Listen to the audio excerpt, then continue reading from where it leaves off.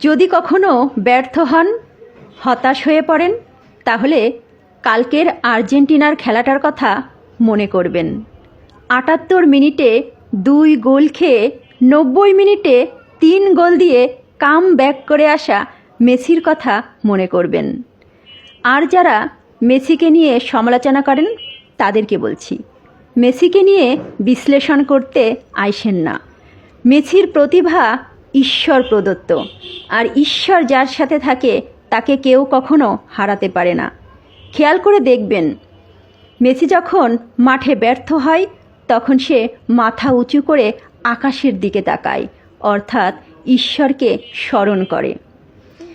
আর মেসির মনে প্রাণে ব্রেনে শুধু ফুটবল ফুটবল আর ফুটবল।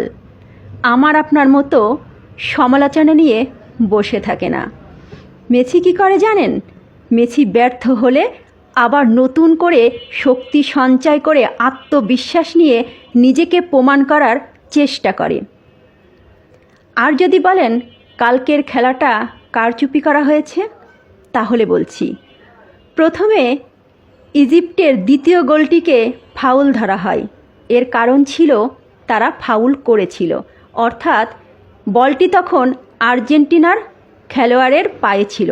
সেখান থেকে ফাউল করে বলটিকে টেনে নিয়ে গোল দেয়া হয়, সেটাকে ফাউল ধরা হয়, সেটা ফাউল ছিল। আর যখন আর্জেন্টিনারটা ফাউল ধরা হয়নি এই প্রশ্নটা করছেন, সেটা বলি।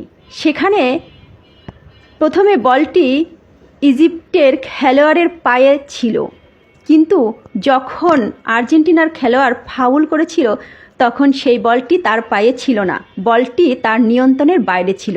আর বল যখন নিয়ন্ত্রণের বাইরে চলে যায় তখন যেই ধাক্কাধাক্কিটা হয় সেটাকে কখনো ফাউল ধরা হয় না।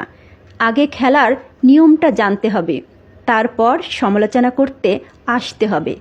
একটা কথা মাথায় রাখবেন, ফিফা সংস্থায় যারা বসে আছে তারা আমার আপনার মতো বলদ না।